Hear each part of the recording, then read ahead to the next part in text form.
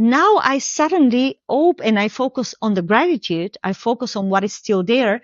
What happens is in your brain, you suddenly open wide the door and you open for creativity. The first step is face your future. What's the worst possible outcome is your future. What is the subconscious mind scared of? Is the future because it doesn't know it.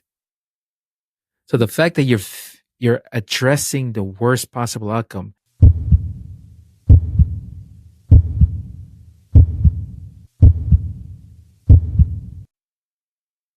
Welcome to the Alchemy of Success coffee break. I'm Anna. And I'm Pedro. And today we have a good one for you guys. And I'm going to be interviewing Anna. And the things that we want to discuss is, as we were talking, how to make decisions in a very emotional, challenging situation. We can make decisions pretty easily when we're not forced, when we're not cornered, when we're not going through these things that are happening internally. But how do we do it when it's really hard to do it?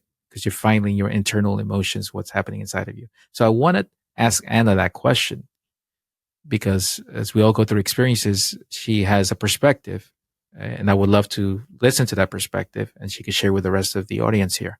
So Anna, answer that question. How do we make decisions in a very tough situation?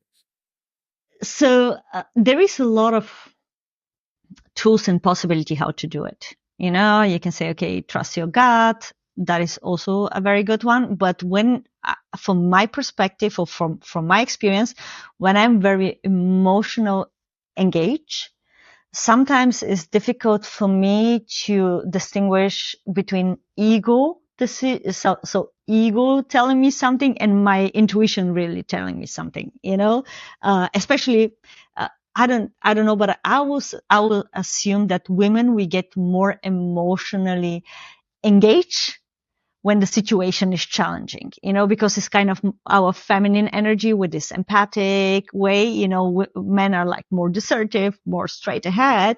And yet I found, let me tell you when, 2018. So that is exactly 6 years ago.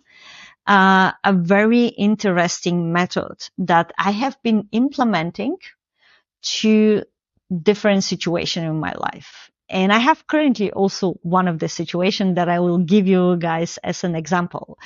And the advice that I read was in one book. So it's the book from Dale Carnegie, and it's called How to Stop Worrying and Start Living. So we're going to just put the link down in the description so you can definitely have a look into this one. So this book has been an inspiration itself for me to stop my worrying mind when I'm like in challenging situation.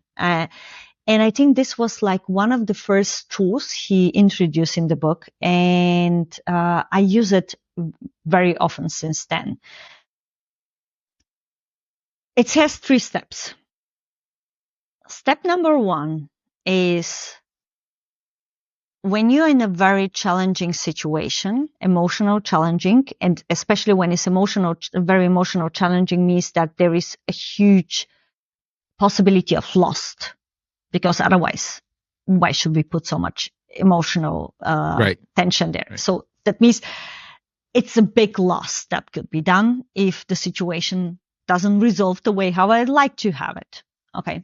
So the first step is actually to write down what is the worst outcome. And I know there is a lot of people out there, motivational talker, speaker that tell you, oh, don't focus on the negative, focus only on the positive one and so on.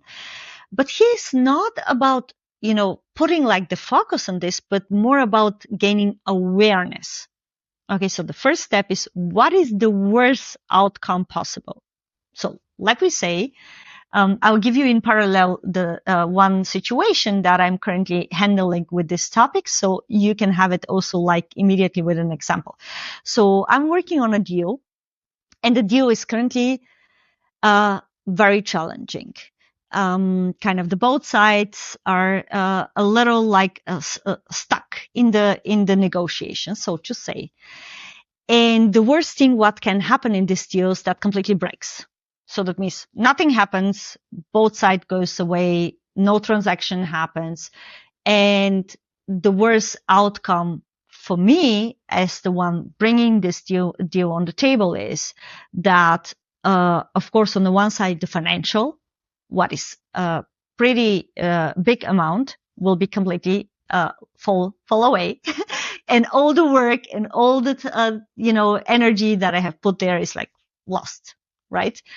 And the second one is, of course, that maybe a possible next transaction with this clients won't work so good again, because this is the first deal bringing these two parties together. So this is like the worst. And like I said, I have put a lot of energy and time.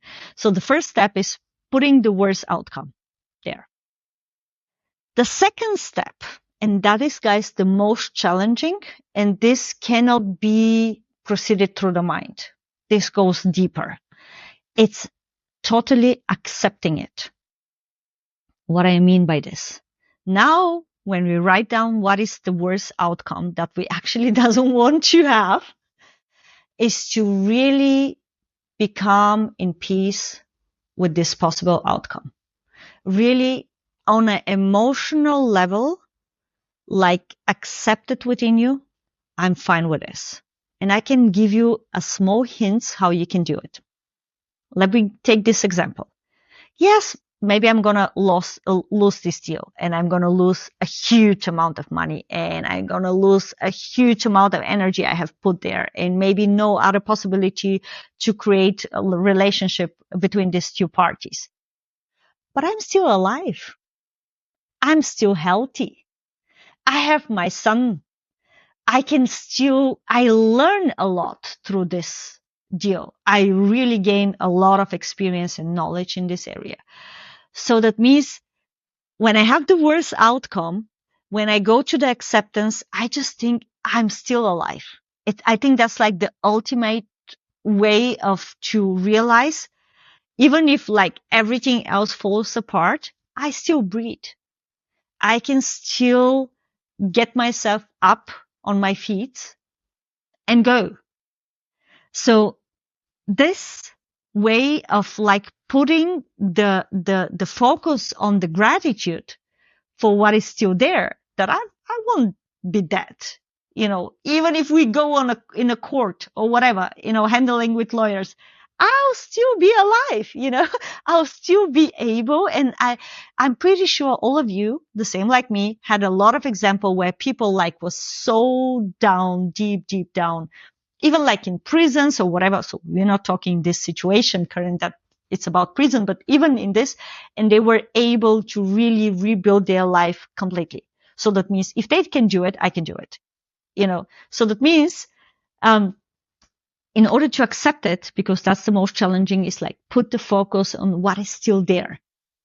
Mm-hmm. Okay. Pulling back into gratitude. Exactly. For what Going you have. back to that. Exactly.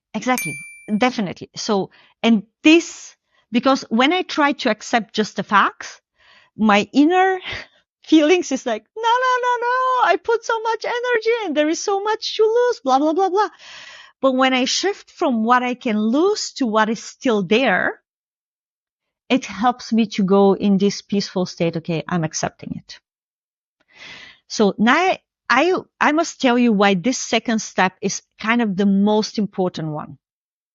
Because from neurological point of view, how our brain works, when we proceed the problem, and I don't know whether it was Einstein who said you never can solve a problem when looking to the problems out as a problem. You're never going to find a solution if you focus on the problem. So this way, you know what I mean? Mm-hmm. So that means the moment we accept the worst outcome, we don't focus anymore on the problem. So that means instead of closing our brain in the creativity, in the inspiration, by focusing on the problem, because I accept the worst outcome, now I suddenly open and I focus on the gratitude. I focus on what is still there. What happens is in your brain, you suddenly open wide the door and you open for creativity. And that is the third step. So the third step is now, what can I consciously do in order to prevent the worst outcome? So step 1, what is the worst outcome? Step 2, acknowledging and of course accepting it. And step 3 is what actionable steps I can take. And some of this actionable state could be, okay, first I need to sit and meditate so I can really first rebalance my energies. Doesn't need to be, or to go for a walk. So that means to let go of the thoughts around this deal, to go for a walk and engage in dancing or whatever. So something that kind of like, it's not connected to this, because very, very often I get intuitive kind of ideas when I'm not engaged into directly focusing on the problem, or focusing on the situation. But let me say we're now focused. So what I did in the situation, I put down, okay, what is the challenging? What is the challenging of the one side? What is the challenging of the other side? And how can I bring them back together? And I just, make it consciously, and I took action. And it's still going on. It was like kind of, this deal was kind of, okay, it's breaking down. And because I did this, I went into the acceptance, and I, then put for myself like actionable steps. So I took actionable steps on the one side, and I took actionable steps on the other side, and like kind of create a little more ease in the communication. It's still in the process. It's not done, so to say you what to be the outcome, but I can tell you, this way of handling emotional challenging situation has helped me to go through my divorce with my ex-husband and still to maintain a very loving, respectful relationship with him, and also very loving, nurturing relationship between my son, my ex-husband, and me. So like a very strong, connection there, partnership, because I learned this method and I implemented it exactly the way how I told you on this moment when I was about to separate, with my back there with my husband, now meanwhile my ex-husband, and every time when I went into the acceptance, I can tell you for sure, ideas came up, inspiration came up, possible solution that I wasn't able to see before, it just popped up. Synchronicity pop up. We had already like an episode talking on synchronicity, where you can just start realizing, wow, okay, crazy. Because I went in peace, I stopped fighting the worst outcome. So interesting. So, as you were telling me this, literally because of all the stuff that I learned and trained about the mind and how we work and body and emotions and all that stuff, basically what I heard, I just got to share this because it was literally flowing as you were talking. Go. The first step is face your future. What's the worst possible outcome is your future. What is the subconscious mind scared of? Is the future, because it doesn't know it. So the fact that you're addressing the worst possible outcome, you're telling subconscious mind, buddy, this is what could happen, so get used to it. So when the subconscious mind gets used to the worst possible future, it starts relaxing. And when you start relaxing, it's not any more unknown. Exactly. Very good. Exactly. Oh, very so good. Now it starts relaxing. Yeah. And when you're accepting the image that you just portrayed of the future, now you're able to go to the final step, which is living in the present. Because what action can you take today to create whatever possibility you want to create in the future? That's not so to shift the energy of like the worst possible scenario to as you were telling me this, it was literally flowing. Like that's what you're doing to the subconscious mind. Like you're making it, hey buddy, get used to this crap, accept it, because now I see it. I'm no longer scared of it, and now I can focus on the present to build the future I actually want.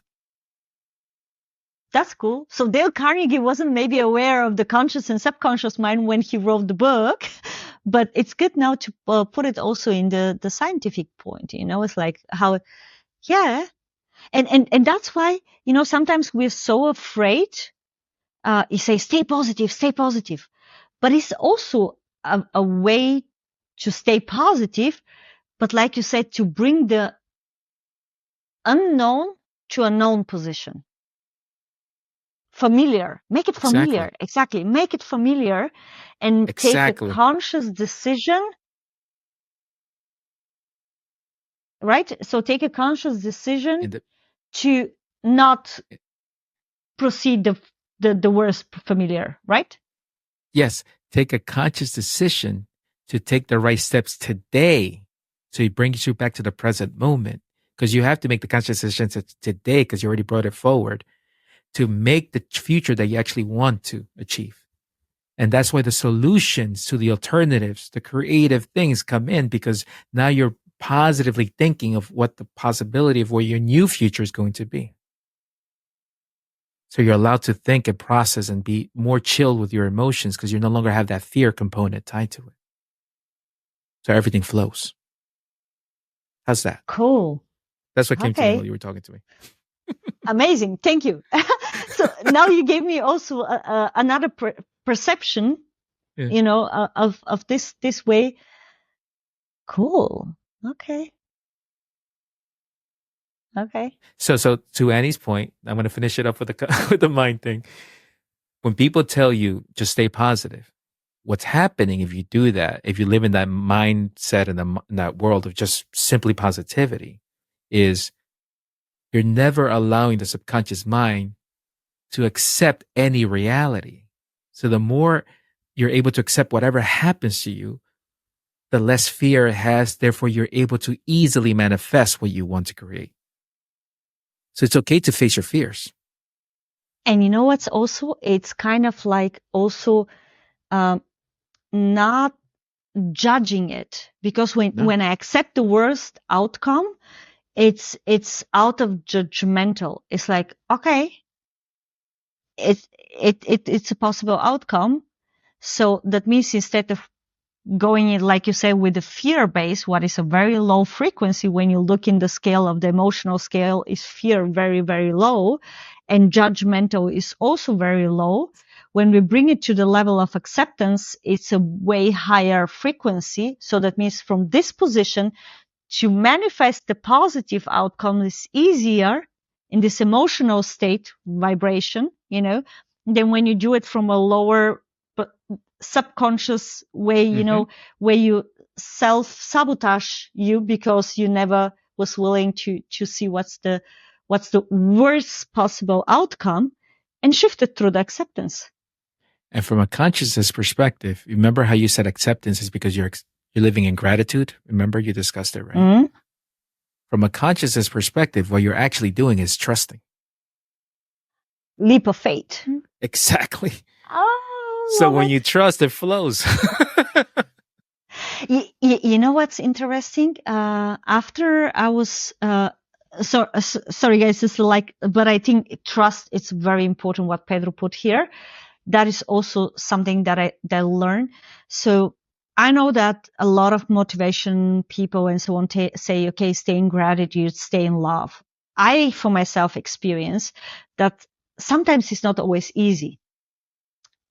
Of course I can find something to be grateful and so on, but I realized that for me personally, a very, very strong emotion is that I can kind of embody faster and bring me, push me back in a more higher positive state, is trust. And trust is something that it's very individual, and trust doesn't need proofs. Gratitude need proofs. Love kind of sometimes, of course, when we talk about unconditional love, but let me be honest, how often are we able to express unconditional love? Very challenging. So, at least for me. So maybe you're on a different level, but trust is something that doesn't need proofs. Trust is just this feeling of, okay, I trust that life is giving me the best I need to get, or is supporting me on the best possible way. I don't know how. That's why I'm kind of calming my brain. I don't know how. I don't know the path. I don't know the solution, but I trust that at the right time, at the right place, I will get the intuition, or I will get the synchronicity. I'll get the person. I'll get the opportunity. So I can move forward what Right. I need to proceed. So, and I realize that if there is one emotion that helps me a lot through difficult situation, especially the last 1.5 year, wasn't the gratitude, wasn't the love, wasn't the meditation, affirmation, and all this kind of stuff. It was this trust in the unknown. For me, is kind of like in universal laws, in source. But if you believe in religions, could be God, could be, could be Allah.